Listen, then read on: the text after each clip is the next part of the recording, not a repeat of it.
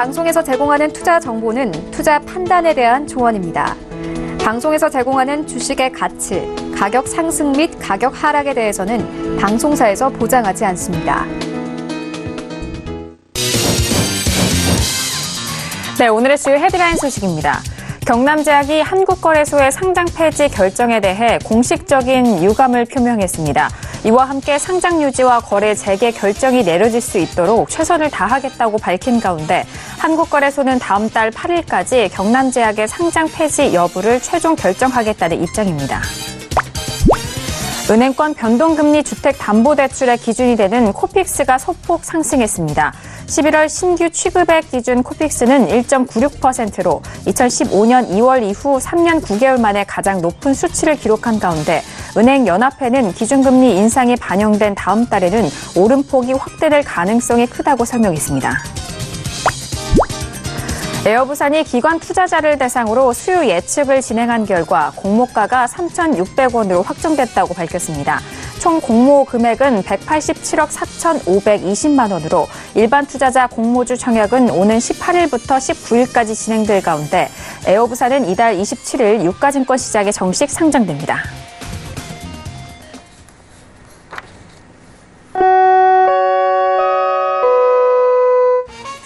네, 안녕하세요. 평택청년 정석투자 MC 김은혜입니다. 자, 오늘은 월요일장이었습니다. 지난주 금요일장이었죠. 뉴욕 증시는 미중 무역 분쟁과 브렉시트 등 글로벌 이슈 속에서 낙폭을 확대하면서 2%대 하락으로 마감이 된 상황입니다. 자, 오늘 우리 시장은 외국인 쪽에서 소폭의 매수 우위를 보였습니다만 코스피는 강보합권에서 그리고 코스닥은 약보합 하락으로 마감이 된 상황인데요. 자, 이제 현지 시각으로 18일부터 19일 있을 FOMC를 앞두고 시장은 FOMC 내용에 또 관심이 쏠리고 있는 모습입니다. 내년도 시장에 대한 전망과 그리고 금리 인상 횟수에 대해서 많은 투자자들이 관심을 갖고 지켜보고 있는 상황인데요. 자, 거기에 끊임없이 이야기가 나오는 제약바이오 업종에 대한 불안감도 여전히 이어오면서 시장이 하루하루가 좀 녹록지 않은 상황이 이어지고 있습니다. 자, 이래 올해 시장도 2주밖에 남지 않은 상황입니다. 오늘도 정석투자 함께 하시면서 오늘 시장에 대한 정리와 그리고 내일 시장에 대한 대응 전략까지도 꼼꼼하게 확인해 보시길 바라겠습니다. 자, 그럼 오늘 시장 흐름 다시 한번 정리합니다. 시작해 보시죠. 네, 오늘 코스피 지수는 전일 대비 0.08% 상승한 2071.09의 장을 마칩니다.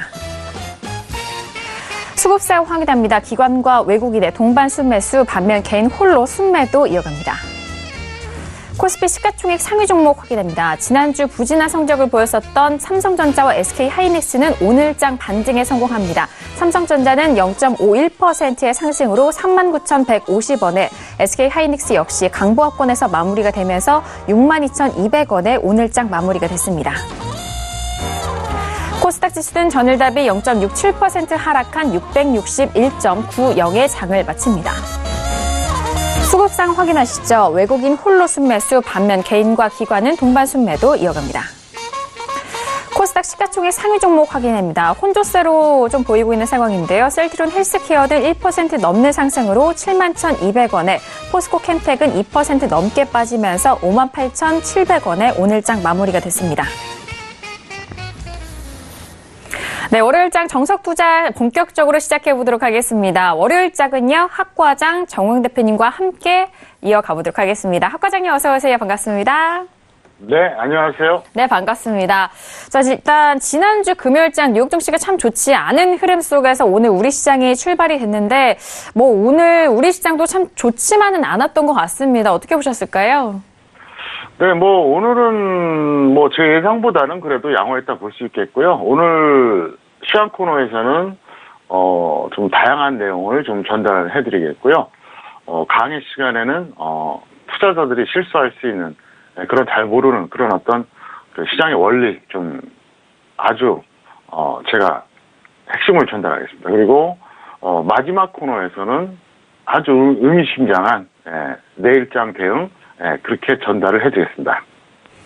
네, 오늘도 정말 알찬 내용이 될 것으로 예상이 되고 있는 가운데 기대 많이 해주시길 바라겠습니다. 오늘 뭐 시장에 대한 원리도 준비를 하셨다고 하고요. 그리고 앞서서 말씀을 드렸듯이 이제 이번 올해 시장 2주도 남지 않은 시장인데 올해 안에 정말 여러분들이 꿀팁으로 가져갈 만한 내용도 준비했다고 하니까요. 기대 많이 해주시길 바라겠습니다.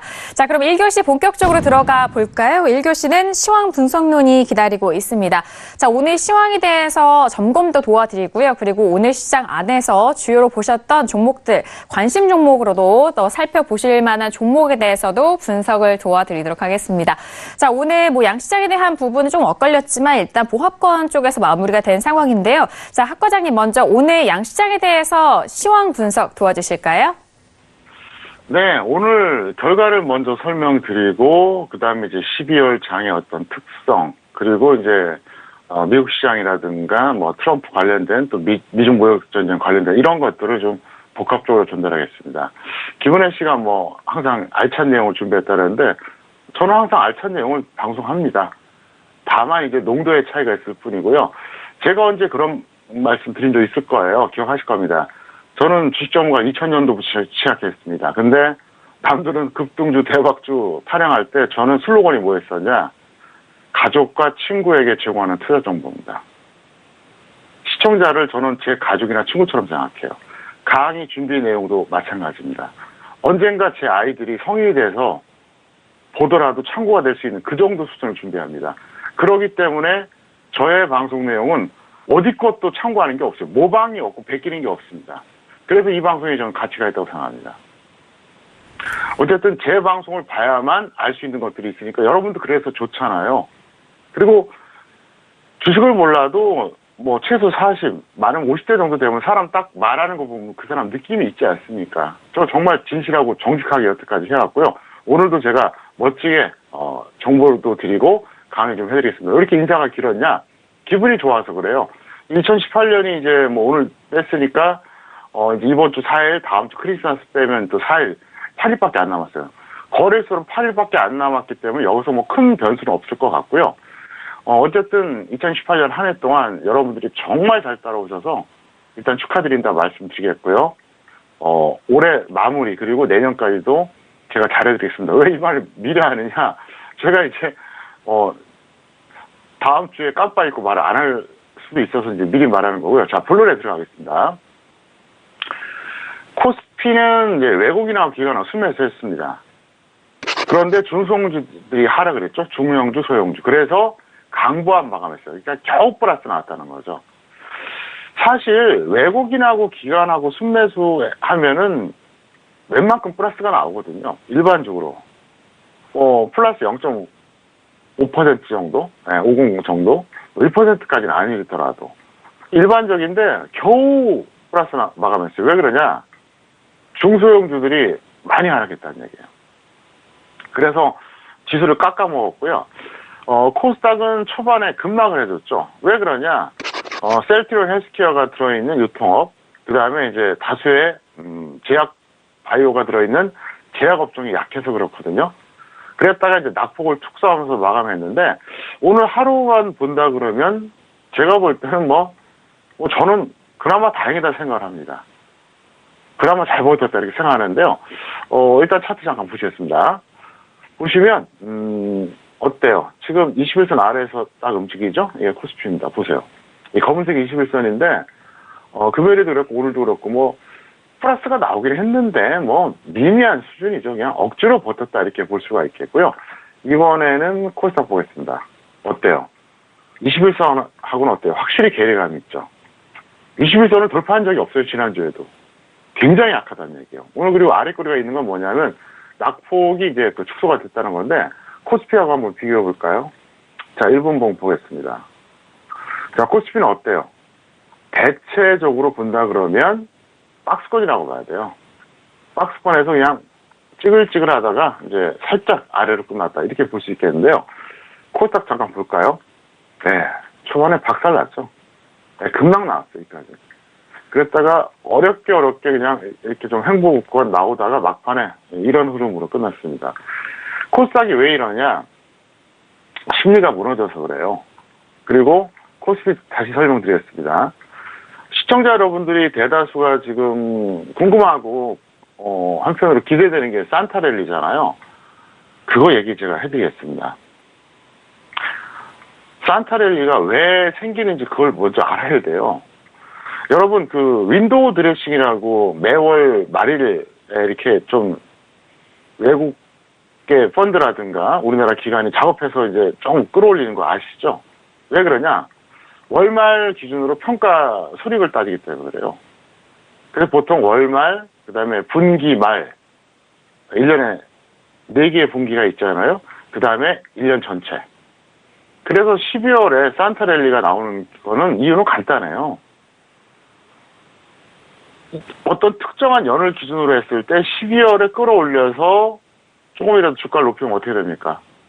평가액을 더 높게 한다든가 평가 손을 평가 이후로 전환시키다든가 이런 작업이 있습니다. 이거는 이제 원래 국내 기관이라든가 외국계 펀드에서 그렇게 해요. 왜 그러냐면 그래서 일단은 성과가 좋게 만들어야 될 거 아닙니까? 그래서 사실 산타랠리가 있는 경우가 많습니다. 물론 여러 가지 호재 약재에 의해서 이제 달라지긴 하지만 근데 한 가지 유념할 점이 있습니다. 그거는 상승 추세일 때는 확률이 높고요. 하락 추세일 때는 확률이 낮아요. 왜? 상승 추세일 때는 어떻습니까? 이미 평가액이 두둑하기 때문에 좀 높게 더 비싸게 쏴도 큰 부담이 없어요. 근데 하락 추세일 때는 어떨까요? 서로가 눈치 보죠. 전반적으로 다 손실이 큰데 여기서 누가 촉대를 매겠냐고요. 쉽지가 않아요. 자, 그런데 그러면 한국만 그러냐? 미국도 지금 지수가 마찬가지거든요. 그래서 이제 국내 증시 다시 한번 차트로 설명드렸습니다. 보시면 코스피 지수는 어떻습니까? 지난 3월에 하락 추세로 전환됐습니다. 파란색 61선이 빨간색 120선 이탈했죠? 그리고 나서 쭉 흘러내렸어요. 누가 봐도 하락 추세죠? 완연한 하락 추세죠? 확률상 산타랠리가 쉽지가 않다는 얘기입니다. 코스닥 볼까요? 자, 코스닥도 어떻습니까? 지금 6월에 하락 추세로 전환됐습니다. 그리고 어때요, 지금? 처참하죠? 확률상 산타랠리는 낮을 수밖에 없다는 거죠. 그래서 산타랠리 이유는 딴 게 아니라 연말까지 끌어올려서 어쨌든 데이터상 좋게 만들려고 하는 작업의 일종이에요. 근데 그거는 상승 추세일 때는 더 강한데 하락 추세일 때는 그렇지가 않다는 얘기입니다. 작년하고 한번 비교해 볼까요? 자, 코스피 한번 보겠습니다. 코스피가 어떻습니까? 이게 작년입니다. 작년에 여기서 11월 초에 고점 찍었다가 12월에는 무너졌습니다. 무슨 얘기냐? 산타랠리가 너무 빨리 나온 거예요. 네, 너무 급속도로 올라간 거예요. 좀 과열권이었죠. 그래서 어떻게 보면 좀 진정 국면으로 끝났다가 그 아쉬움을 여기서 달랜 겁니다. 네, 1월에 한번 최고점 찍었잖아요. 근데 작년 같은 경우에는 예를 들어서 이제 첫 번째 동그라미 구간이 완만하게 올라갔으면 아마 12월까지 올라갔을 거예요. 근데 여름부터 11월 초까지 엄청나게 세게 올라갔거든요. 그러니까 오히려 산타랠리가 아니라 이제 너무 심한 과매수가 나오기 때문에 이제 오히려 진정되고 끝난 겁니다. 네오박스 이제 두 개가 있잖아요. 그 이제 위에 있는 게 이제 고점이고 아래가 이제 저점인데 그랬다가 이제 그 아쉬움을 연초에 달린 겁니다. 그렇게 끝났는데 지금은 어때요? 장이 끝났는데 뭘 따십니까? 확률이 떨어진다는 거죠. 제가 하고 싶은 말은 뭐냐? 산타랠리가 올 가능성이 제로다. 이런 건 아니에요. 올 수도 있겠죠. 근데 힘들다고 보겠고요. 이번에 미국 보겠습니다. 자, 보세요. 자, 이게 다우존스입니다. 그리고 이게 나스닥이에요. 자, 나스닥은 제가 말씀드렸죠. 이미 하락 추세로 전환됐습니다. 몇 개월 만에? 무려 30개월 만에. 자, 미국 차트는 상당히 정직한 편입니다. 무려 30개월 만에 하락 추세로 전환됐습니다. 이게 나스닥 차트예요.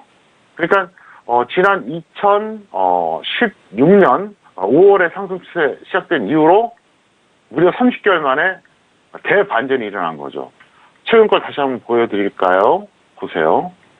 완연한 하락 추세입니다. 그리고 최근에 그거 어떻습니까? 지수가 안 좋잖아요. 누가 보더라도. 이번에 다우존스입니다. 자, 다우존스는 아직까지 하락 추세는 아니지만 어떻습니까? 여기 모이고 있죠. 61선은 점점 낮아지고 120선은 옆으로 기기 때문에 결국은 내려간다는 얘기죠. 이탈한다는 얘기죠. 다시 말하면 하락 추세로 전환한다는 얘기입니다. 자, 그러면 한국도 하락 추세. 미국은 나스닥은 이미 하락 추세 확실하고 확인됐고 다우존스도 이제 목전에 두고 있습니다. 확률상 산타랠리 가능성이 별로 없다는 얘기예요. 그리고 올해 다우존스가 한국 개인 투자자를 잡았다고 보면 됩니다. 왜 그러냐? 설명드릴게요. 나스닥하고 뭐 비슷하긴 합니다. 그런데 여기서 이제 하고 싶은 말이 뭐냐? 지난 2월 초까지 내려간 건 한국하고 똑같아요. 그런데 문제가 뭐냐? 아주 묘하게도 미국이 이렇게 그 3, 4월에 내려갈 때 한국은 오히려 좋았어요. 네, 북한 변수 때문에. 그래서 미국이 내려갈 때 사실 북한 변수 때문에 버틴 거거든요. 그런데 지난 4월 이후로, 그러니까 한 5월부터라고 봐야죠. 10월 말까지 갔어요. 이것 때문에 대다수의 개인 투자자들이, 대다수의 주식 전문가들이 우리나라도 무조건 갈 거라는 막연한 어떤 심리가 있었다는 거죠. 기대감이 있었다는 얘기예요. 이래서 더 망가진 거예요. 참 묘했어요. 그래서 제가 하고 싶은 말은 뭐냐면은 올해 그 2600에서 2000까지 깨질 때 600포인트 정도 빠졌다고 봐야 되는데 실제적으로 제가 볼 때 체감은 700에서 800 정도 빠졌다고 보면 됩니다. 왜? 바로 이것 때문에 그래요. 미국이 완전히 개인 투자자 잡은 거예요. 그래서 대다수의 개인 투자자들은 뭐가 뭔지 모르니까, 그리고 주식 전문가들은 관성적으로, 습관적으로, 어떻게 보면 약간 타성적으로 시장을 바라본 거죠. 그래서 이제 여기 보시면 이제 박스가 총 4개가 있는데 첫 번째 거는 2월 초에 한국하고 같이 빠졌던 구간이고요. 두 번째 이제 박스는 뭐냐? 사실 3, 4월에 한국 지수를 보세요. 좋았어요. 코스피 좋았다니까요. 네, 북한 변수 때문에. 그러니까 이제 투자자들이 어때? 놀랐죠. 야, 미국도 빠지는데 한국은 버티네. 그리고 나서 5월 초부터 쭉 올라갔어요. 미국은. 근데 한국은 5월 초가 고점이었습니다. 구체적으로 보여드릴까요? 자, 보세요. 자, 제가 이걸 보여드리겠습니다. 어떻습니까? 자, 이게 코스피인데요. 자, 3, 4월에, 자, 2월에 2월 초에 미국 빠질 때 한국도 같이 빠졌어요. 근데 미국이 안 좋았던 3, 4월에 오히려 되려 좋았어요. 예. 네, 그러니까 한국이 더 강했다는 얘기예요. 그래서, 이때 당시에 그 초보자들이 그런 얘기 많이 했잖아요. 야, 이제는 뭐, 완전히 그 한국과 미국이 딥커플링이다. 한국이 더 강하다. 막 흥분한 거예요. 내용도 모르고 비정상적으로 간 거거든요. 그리고 제가 5월 1주차부터 반등고점 찍고 쭉 빠질 거라 그렇게 이제 4월 20일에 제가 선언을 했잖아요. 그러고 나서 한국은 어떻게 됐습니까? 박살났어요. 네, 완전히 박살났습니다. 10월 초까지. 네, 계속 내려갔어요. 근데 미국은 올라갔다는 얘기죠. 보세요. 그쵸? 미국은 박스 세 번째 거.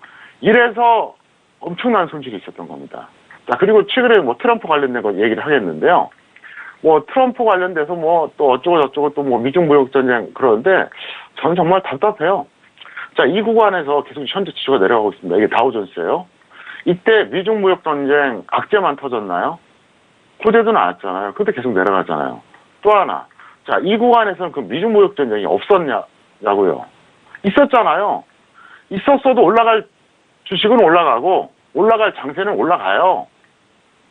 그러니까 왼쪽하고 오른쪽 비교해 봤을 때 양쪽 구간 다 모두 미중 무역 전쟁 그 시기에서 다 벌어진 지수라는 겁니다. 너무 뉴스에 일희일비하지 마세요.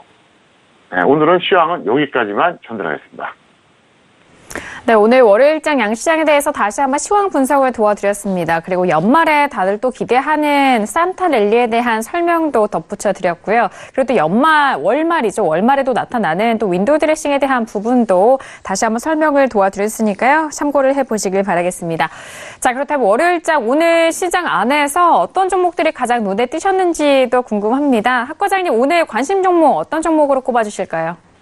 네, 동서하고 오리온. 그러니까 비교적 뭐랄까요, 좀 안정적인, 두 종목을 한번 꼽아봤습니다. 네. 자, 비교적 안정적인 종목이다라고 할 만큼 일단 동서와 오리온은 좀 내수주로 분리가 돼서 여러분들이 좀 생각을 하실 것 같은데 두 종목 다 오늘은 상승으로 마감이 된 상황입니다. 두 종목이 좀 굵직한 종목이기도 할 텐데 학 과장님 이 두 종목에 대해서 구체적인 분석 도와주실까요? 네, 동서는 원래 코스닥이었어요. 그러다가 이제 코스피로 넘어갔습니다. 그래서 현재는 코스피 유통업이고요. 이 종목은 보유자는 홀딩 후 매도하시고요. 조금 더 갖고 있다가 매도하시고요. 미보유자는 혹시라도 조정을 받으면 한번 들어가 보시는 게 좋다. 이렇게 설명드렸습니다. 동서는 동서식품의 이제 모기업이죠. 동서식품 여러분 다 아시죠? 커피 믹스 아시잖아요. 여러분 커피 믹스 그 우습게 보이죠? 그게 얼마나 돈이 될까? 이렇게 생각이 되죠. 안 그래요? 엄청납니다, 매출이.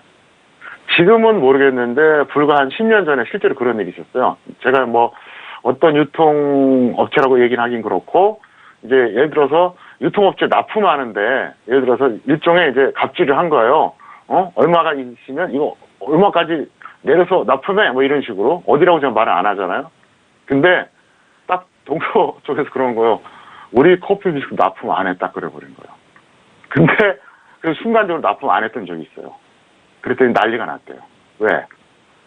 마트에 온 사람들이 커피 믹스는 습관적으로 사거든요. 이게 없으니까. 일종의 미끼 상품 같은 거예요. 그래서 동서라는 기업은 사실은 어떤 초우량 기업은 아닙니다. 그렇다고 해서 뭐 성장주 개념은 아닌데 굉장히 튼실한 기업이었다. 이걸 설명드리겠고요. 어쨌든 동서는 이제 추세와 단기 차트 잠깐 보여드리겠습니다. 추세적으로 본다면 이 구간에서 저는 이 동서를 볼 때마다 정말 제가 안타까운 게 뭐냐면 동서가 좋은 기업이란 걸 제가 몰랐을까요? 이 평택촌놈이 알았죠. 저도 옛날부터 알고 있었어요.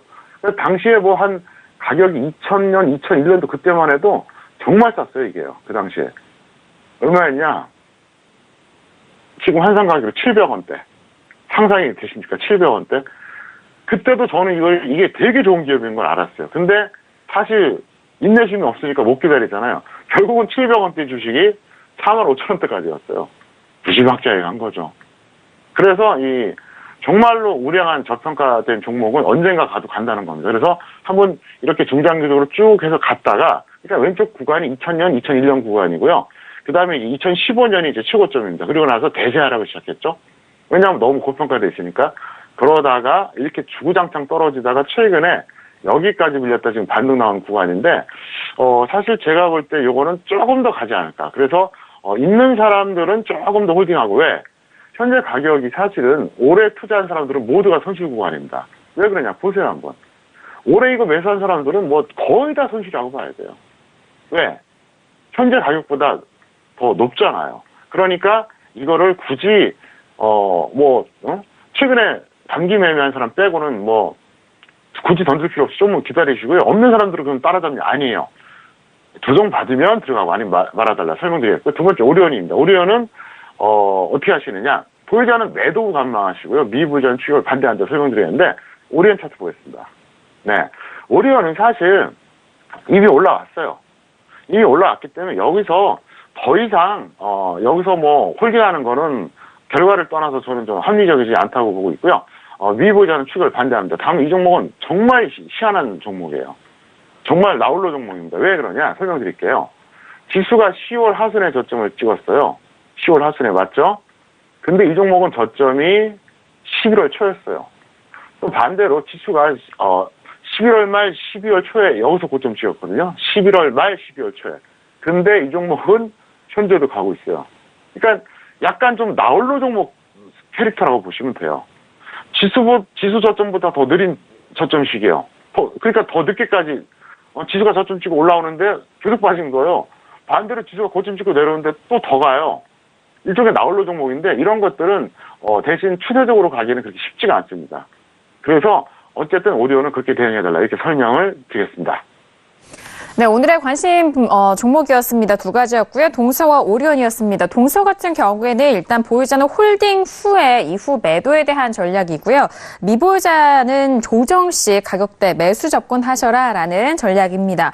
자, 그리고 오리온도 역시나 같은 전략으로 말씀해드렸는데 보유자는 매도 후의 관망입니다. 매도 후의 관망이고요. 미보유자는 추격 반대입니다. 오늘 장도 오리온 상승으로 마감이 됐는데 현재 부근에서 따라잡지 마시고 추격 매수는 반대한다, 지양하시라라는 의견까지 두 가지 관심 종목에 대해서 다시 한번 설명을 드렸습니다. 자, 오늘 이렇게 1교시는요, 시황 분석로까지 정리를 해드렸습니다. 네, 오늘의 2교시로 넘어가 볼게요. 오늘의 2교시는요, 투자학개론이 기다리고 있습니다. 앞서서 오프닝에서도 학 과장님이 오늘의 교육 내용 기대하셔라라고 또 말씀을 해주셨는데 오늘 더욱더 또 특별한 내용이 기다리고 있을 것 같습니다. 다양한 분석과 그리고 교육까지 얹어져서 앞으로 여러분들이 매매에 있어서 도움이 되실 만한 가장 알찬 교육으로 또 채워주시는 시간인데요. 자, 학 과장님, 자, 이제 연말이기도 하고 또 내년에 투자 계획 있으신 분들은 항상 이 시간 더욱더 주목이 되실 것 같습니다. 어떤 내용 준비하셨을까요? 네, 오늘은 가치 분석의 핵심 이렇게 제목을 정했고요. 이 내용은 여러분들이 주식 투자를 평생 하면서 반드시 숙지해야 될 아주 시장의 기본 원리다 이렇게 설명드렸습니다. 제가 언젠가 그런 말씀드린 적 있었죠. 하수가 논하는 게 차트. 그 다음에 주식을 조금 알면 가치를 논합니다. 그러다가 조금 더 성숙해지면 시황을 언급합니다. 이게 원래 그 레벨에 따라 다르거든요. 원래 초보자들이 조금 주식 배워서 까보는 게 차트예요. 차트입니다. 차트 가지고 모든 게 해결된다. 차트만 잘 보면 떼돈을 본다. 이렇게 말하는 사람이 있다면 나 초보자예요 하고 선언하는 거예요. 정말 그 고수급들은 아주 우습게 봅니다. 왜? 차트만 잘 봐서 돈을 벌 것 같으면 제가 얘기하잖아요. 인간보다 훨씬 뛰어난 기기가 돈을 더 벌 거예요, 아마. 차트라고 하는 것은 어떤 수치의 계량화예요. 그거를 선으로 나타내는 게 차트거든요. 여러분, 기계하고 인간하고 누가 더 정밀할까요? 알파고를 이길 수 있을까요? 못 이겨요. 그런데 그 뛰어난 알파고가 그럼 차트 기가 막히게 경우에서 따져갖고 연산해갖고 타이밍 잡으면 될 거 아닙니까? 근데 못하잖아요. 못한다고요. 차트는 그냥 모든 걸 다 감안한 다음에 어느 정도 가격에서 매수하고 어느 정도 가격에서 매도하냐 이거를 판단하는 어떤 근거가 되고 기초가 될 뿐이에요. 그러니까 차트 자체도 물론 분석의 그 도구는 되지만 차트라고 하는 것은 그냥 맨 나중에 보는 겁니다. 그렇게 인식을 하시기 바랍니다. 그리고 혹시라도 차트 가지고 뭐 전가의 보도처럼 얘기하는 사람들이 있다 그러면 이거는 초짜다 이렇게 생각하시면 돼요. 자, 그 다음에 주식을 조금 알면 뭐 빠른 사람은 2, 3년, 좀 먼 사람은 한 5년 정도 알면 그 다음부터 이제 가치를 논합니다. 야, 이게 말이야 되게 저평가됐어, 고평가됐어. 이거는 뭐 무슨 앞으로 뭐 전망이 좋고 막 또 나름대로 이렇게 따져갖고 그런데 제가 항상 얘기하잖아요. 평택초는 기술특허 적정주가는 퍼가 없어요. PER이 없습니다. 그래서 특허청에서 저한테 기술특허를 준 거예요. 똑같이 퍼를 갖고 만약에 제가 특허 출원했다 그러면 안 주죠. 바보입니까? 심사위원들이. 쉽게 말해서 어떤 소금, 그 다음에 무슨 고춧가루 이런 거 없이 그 맛을 냈다고 보면 돼요. 어쩌면 더 좋은 맛을 낸 거죠. 예를 들어서 우리가 3가지, 4가지, 5가지 양념을 막 섞어서 어떤 요리를 만드는데 기존에 우리가 항상 쓰는 소금과 어떤 고춧가루 이런 거 없이 제가 그 이상의 맛을 낼 수 있는 그 알고리즘을 찾아낸 거예요. 그래서 특허를 준 거예요. 자, 왜 얘기를 하느냐? 가치 같은 경우에는 일단 어느 정도 단계 들면 이제 여기 또 몰입하는 경우가 있어요. 이걸 하지 말라고 제가 지금 오늘 강의를 하는 겁니다. 왜? 이게 얼마나 허상인지 설명하겠습니다. 자, 가치 분석은 매매하는 종목에 대한 심리적인 최후의 부르. 심리적인 최후의 부르입니다. 심리적인. 예를 들어서 어떤 종목을 매매합니다. 10배 고평가된 종목과 10분의 1 저평가된 종목. 어떤 걸 여러분들이 편하게 생각하시겠습니까? 당연히 후자죠. 왜? 저평가된 것들은 언젠가 외부인이나 기관이 매수 들어와서 중기 투자 가능성이 있거든요. 그러니까 제가 항상 그 얘기하잖아요. 제가 만든 적정 주가가 정답은 아니다. 하지만 상당히 많은 사람들의 어떤 그 기준보다는 합리적이다, 논리적이다 이렇게 얘기하잖아요. 시장의 어떤 참여자들 입장에서는 어떤 종목이 있다 그러면 약간의 그 차이는 있겠죠. 근데 비슷해요. 예를 들어서 평택촌은 기술주가 적정 주가가 10만 원이다. 그러면 사람에 따라서 7, 8만 원부터 12, 3만 원까지 다양하겠죠. 근데 10만 원짜리를 만 원이라고 생각은 안 해요. 또 반대로 만 원을 10만 원짜리 생각 안 한다는 거죠. 그래서 어차피 저평가 종목은 언제 들어와도 들어옵니다. 그래서 이 어떤 심리적인 최후의 부르가 된다 이거고요. 가치는 이론적 분석이라는 것에 주목해야 됩니다. 이론가입니다. 주식이 채권하고 다른 결정적인 이유가 뭔지 아십니까? 채권은 수익이 확정되어 있습니다. 국채도 그렇고 회사채도 그렇고 물론 국가가 망하고 회사가 망해버리면 채권도 의미가 없겠죠. 하지만 채권은 수익이 확정된 거예요. 그런데 주식은 확정되어 있지 않습니다. 이론가하고 실전 현재가하고 딱 맞다는 보장이 없어요. 그래서 주식 투자예요. 채권 투자가 아닙니다. 그 다음에 가치에 몰입하거나 가치를 맹신하는 것은 매우 위험합니다. 그래서 가치주는 지수 상승 추세에서는 적용하는 게 이게 원칙이에요. 지수가 하락하잖아요. 아무 소용없어요. 아무 소용없어요. 하락 추세에서 가치주라고 생각해서 손절을 못하는 개인이 상당히 많습니다. 시향을 고려해서 상승 추세에서만 가치를 적용하는 거죠. 그럼 어떤 차이가 있느냐? 자, 하락 추세에서는 가치 무시하라는 얘기예요. 저평가 다 필요 없어요. 상승 추세에서는 이왕이면 저평가된 가치를 들어가는 게 낫죠. 왜? 언젠가 외국인이나 기관들도 이 종목의 가치 알아보고 들어올 가능성이 있습니다. 하지만 우리가 흔히 말하는 잡주들은요, 외국인 기관 안 들어와요. 왜? 사람을 보는 눈은 차이는 있지만 얼추 비슷하거든요. 제가 좀 전에 설명했잖아요.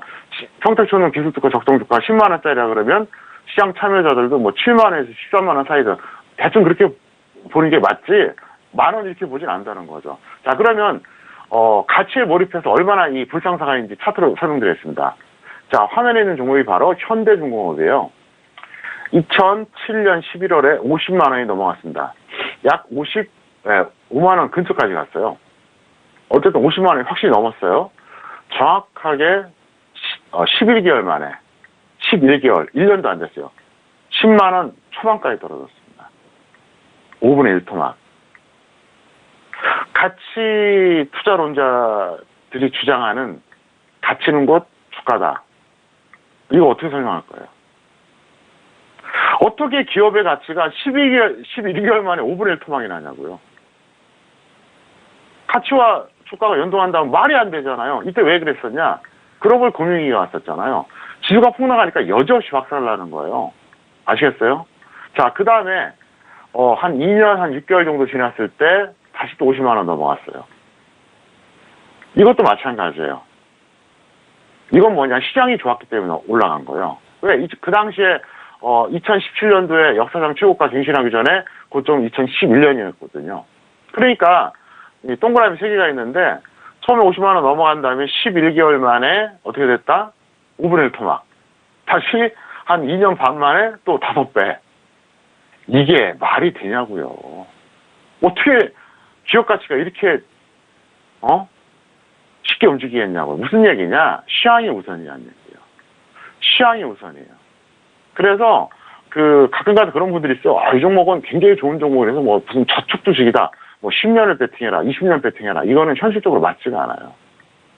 그래서 제가 하고 싶은 얘기가 뭐냐? 차트는 맨 마지막에 분석할 때 살짝 참고하고 또 그 어떤 매매 기준을 정할 때 사용하는 도구고요. 이 가치 판단은 뭐냐면 중장기 투자하는 분들에게 나름대로 언젠가 외국인이나 기관이 들어올 만한 주식을 미리 선점하고 심리적으로 안정을 찾는 그런 의미가 있다는 거죠. 그러니까 차트나 가치나 둘 다 똑같은 게 뭐냐면 취향을 못 이긴다는 거죠. 지수가 무너지면 박살나요. 그래서 오늘 한 얘기도 그겁니다. 지금도 이 순간에도 수많은 사람들이 그렇게 생각하는 사람도 있단 말이에요. 야, 이건 가치주인데. 이건 말이야 좋은 주식이야. 그럼 뭐 하냐고요. 자, 올해 차트 보겠습니다. 지수 한번 볼까요? 자, 보겠습니다. 어떻습니까? 자, 이게 이제 올해 지수인데요. 자, 보세요. 올해 고점 여기서 찍고 나서 계속 흘러내렸잖아요.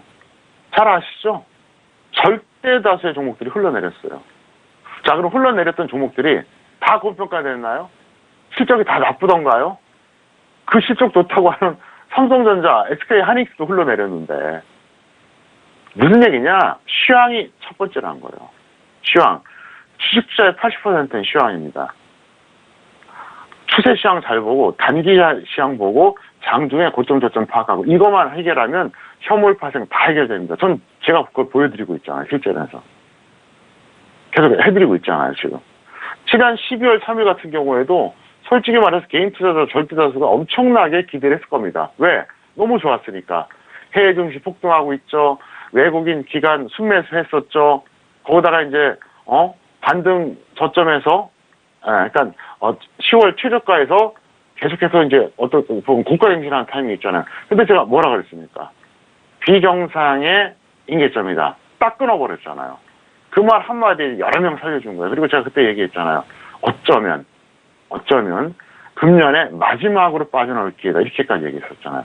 지금까지 말고 있지 않습니까? 시황이 첫 번째입니다. 그래서 차트, 가치, 시황이 있을 때 시황을 항상 우선하자. 그리고 가치는 적당한 수준에서 참고만 하면 된다. 여기까지 설명드리겠습니다. 네, 오늘 2교시 투자학기를 통해서 배워본 내용은요, 가치 분석의 핵심이라는 내용으로 좀 풀어주셨습니다.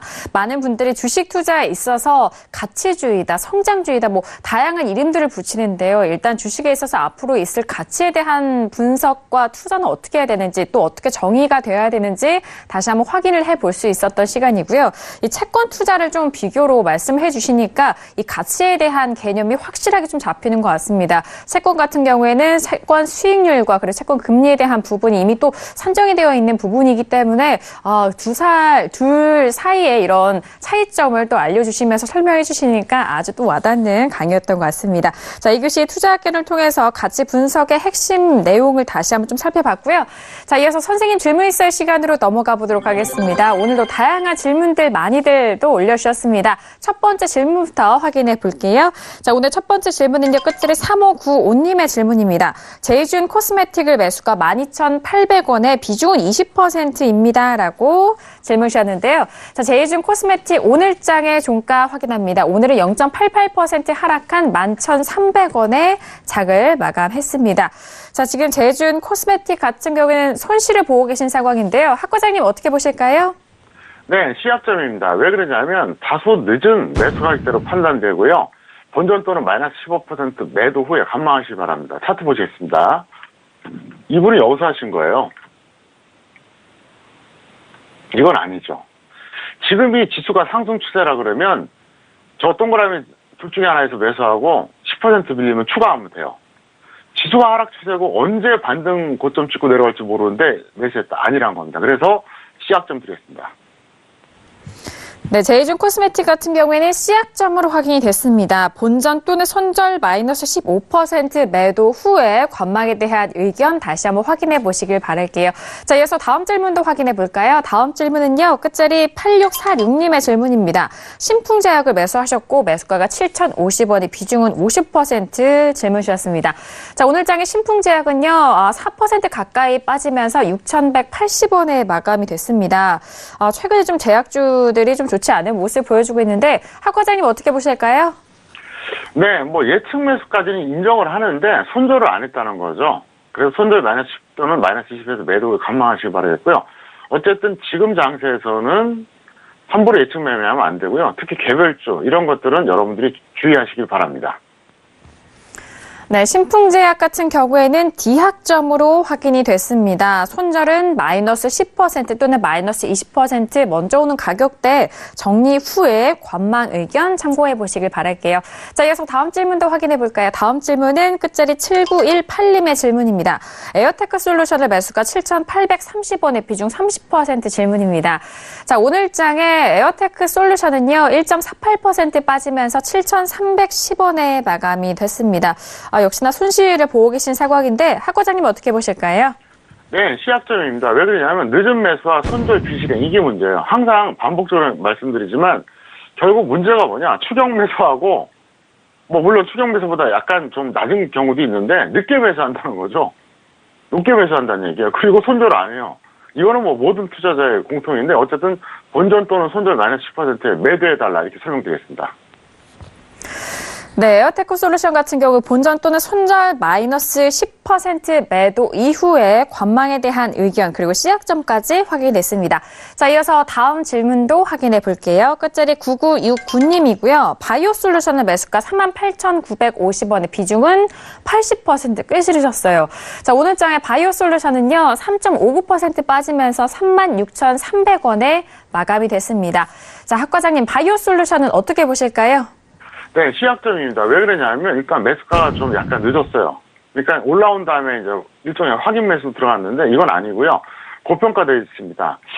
평택천농 기술주가 적정주가 기준으로 11,600원이거든요. 그래서, 본전 또는 손절 마이너스 10% 매도 후에 관망해달라. 이렇게 설명드리겠습니다. 네, 바이오솔루션은요, 씨약점으로 확인이 됐습니다. 일단 본전 또는 손절은 마이너스 10% 매도 이후에 관망 의견 확인해 보시길 바라겠습니다. 자, 이어서 다음 질문도 받아볼게요. 끝자리 7004님의 질문입니다. 케어랩스를요, 매수가 27,000원에 비중 10% 질문 주셨어요. 자, 오늘장의 케어랩스의 종가 확인합니다. 자, 오늘은요, 4.31% 빠지면서 18,850원에, 지금 손실이 계속 좀 커가고 계시는데, 자, 학 과장님 이 질문 어떻게 보실까요? 네, 디약점입니다. 이분의 문제가 뭐냐면 대책 없는 손절 비실행은 아주 심각한 상태입니다. 그래서 일시적으로 추가했다가 본전까지 기다렸다 던지든 뭐 손절해주든 그건 본인이 알아서 하시기 바라겠고요. 차트 보시겠습니다. 정말 절묘하게 매수하셨어요. 여기서 딱 고점에 추격하신 거예요. 그것도 모자라서 여기서도 홀딩, 여기서도 홀딩, 여기서도 홀딩. 이분은 뭐냐 간단해요. 가는 거 같네 따라잡은 거예요. 밀렸어요. 나는 본전 못 팔아. 그거예요. 근데 중요한 건 뭐냐. 이 더 빠질 가능성이 있다는 거죠. 지수도 그렇고 여러 가지 어떤 측면에서. 그렇기 때문에 이렇게 하시면 안 됩니다. 어쨌든 이분은 추가 매수 일시적으로 잘 하셨다가 잘 빠져나오시길 바랍니다. 네, 케어랩스 같은 경우에는 일시적으로 추가한 이후에 좀 유연하게 대응을 하셔야 될 것 같습니다. 매수 후에 평균가 대비해서 본절과 손절을 좀 기준을 세우셔서 대응을 해보시길 바라겠습니다. 자, 이어서 다음 질문도 확인해 볼게요. 끝자리 1730님이고요. DNA 링크를 매수가 6,827원에 비중은 60% 질문 주셨습니다. 자, 오늘장의 DNA 링크는요, 4% 넘게 밀리면서 4,020원에, 지금 꽤 손실이 큰 상황인데요. 학 과장님 어떻게 해야 될까요?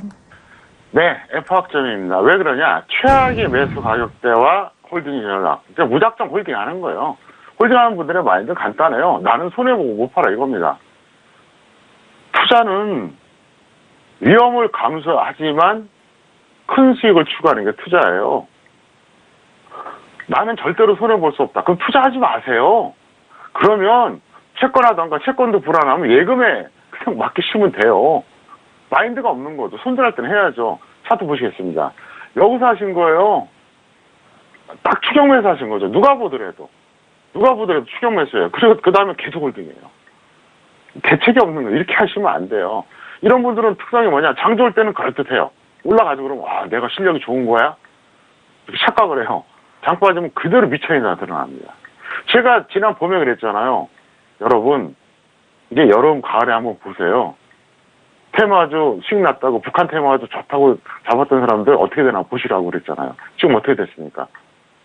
엄청난 손실이 발생했잖아요. 시장을 못 보면 아무 소용없다는 겁니다. 이 종목은 여기까지 답변하겠습니다. 네, DNA 링크입니다. 일단 좀 아쉽게도 F학점이 확인이 됐고요. 일시적으로 추가 매수 이후에 평균가 대비 본전과 손절에 대한 부분 좀 기준 있게 대응을 하셔야 될 것 같습니다. 자, 오늘도 선생님 질문 있어요 시간을 통해서 다양한 질문들에 대한 상담도 도와드렸습니다. 저희가 말씀드린 내용에 대해서는요, 투자 판단에 대한 조언이고요. 해당 상품의 가치와 수익률을 보장하지 않는다는 점 다시 한번 유의해 주시길 바라겠습니다.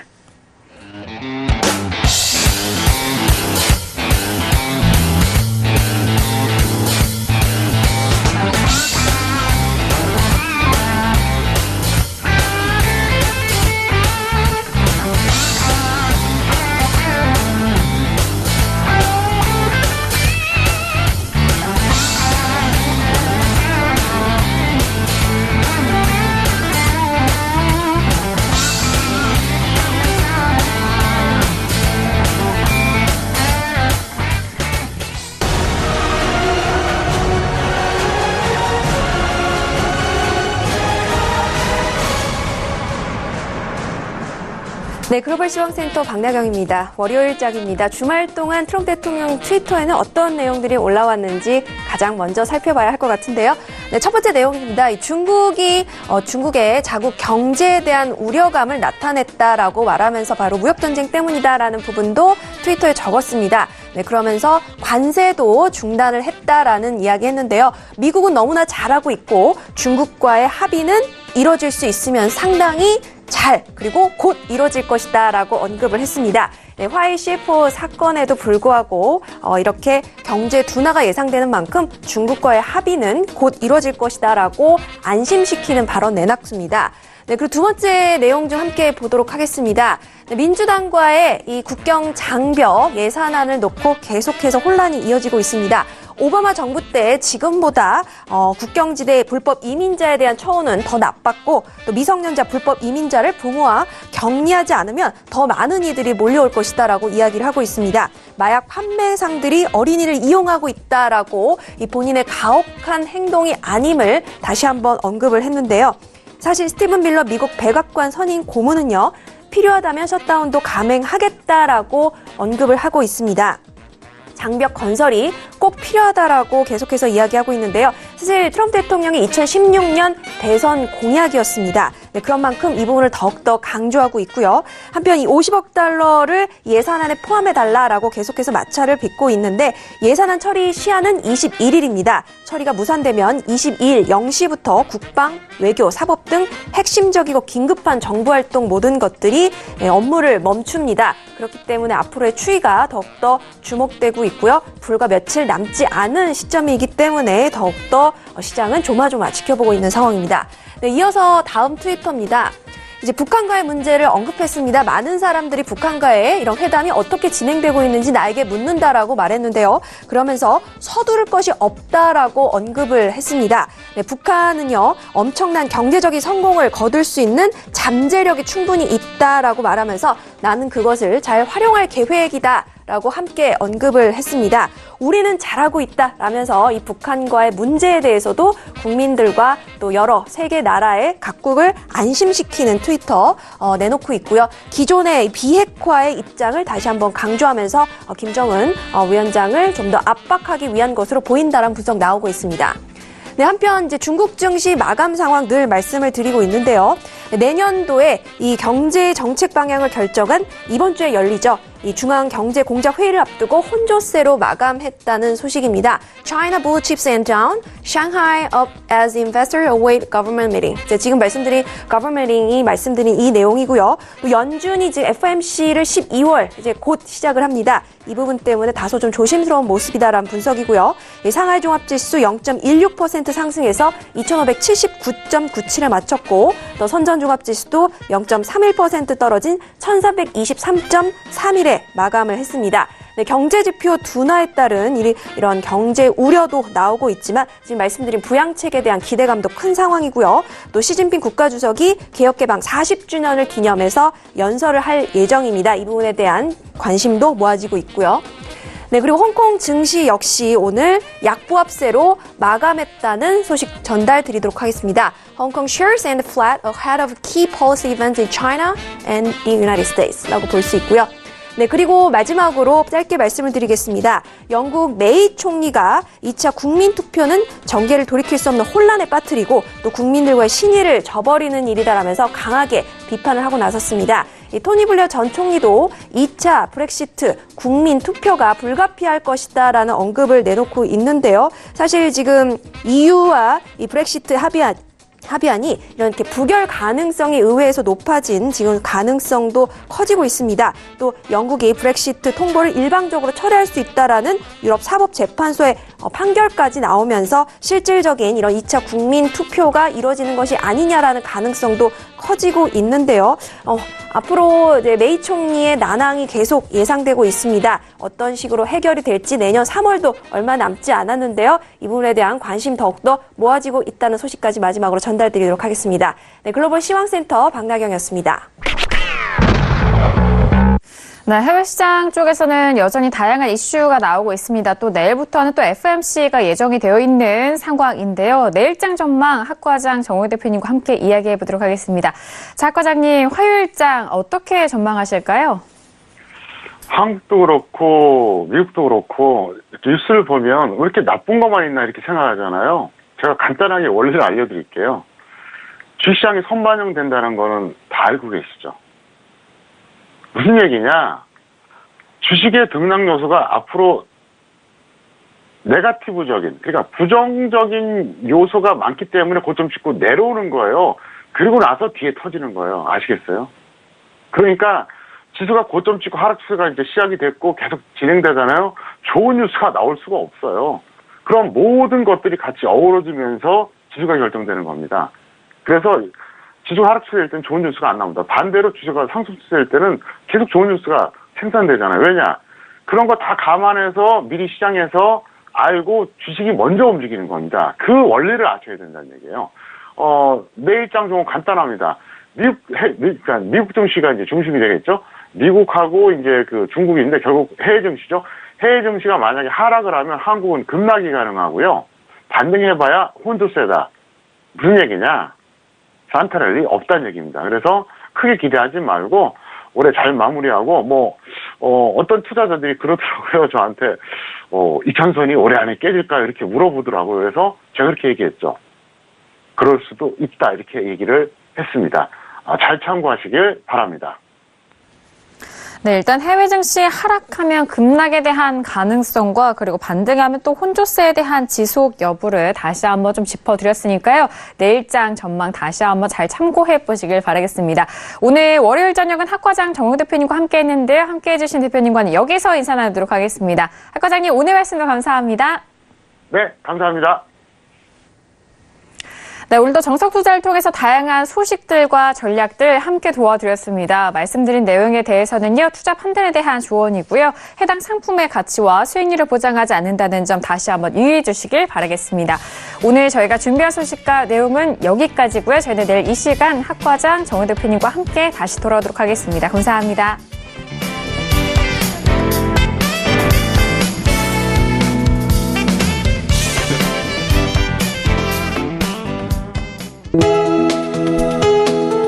본 방송에서 제공하는 투자 정보는 투자 판단에 대한 조언입니다. 방송에서 제공하는 주식의 가치, 가격 상승 및 가격 하락에 대해서는 방송사에서 보장하지 않습니다.